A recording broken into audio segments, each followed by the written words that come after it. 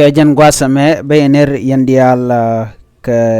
ner me be kanwer online tv ke jan gwasame araje bana link men banon kon ke jan tok tianga me kanwer online tv shala do shaut kel kana mendang ro mosh ka bot ditre yush ka gambela kitang ken kono re ler manana ban link gore je mi jiram jidit ke jan channel me be gor be subscribe ki be nyane ko ken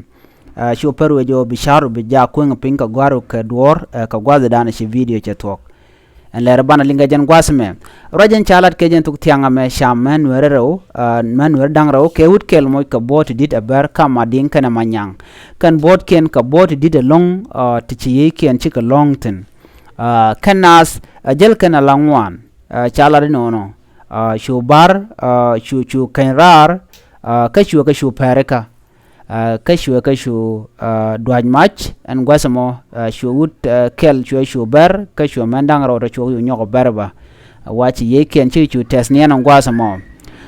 menda dien chala do ram kel dana chiken wa che ro shu bar ki charo shotpin na me jere dana chiro de lat ka tuk do dien chala do na ngwan ke chala do ken chagar yaw ka pin wangwan ke sineng wan ka rodien dungno en pega chites nen chedman shaling awakane de ko tono karo shala do ken ne de content la jen rewe ke tang tin wo kujemi ke tin wo wi ker dara gwawo de ka rodien gang ka kwiko ken naska tin chiko shiko tojen wini chengna men cha ka jojen gwasmi ngode ka tojke laram kel kinero la kan jel kel ko be na pereka kan yene diala content nyanga lere ti biaja goro biara kenere ko kin kon kan raj me ken link ko be raj bokolo shub gonte kon gor kon ke de ko ten mijiram jidit ken channel me bi gorjin be subscribe ya te kamal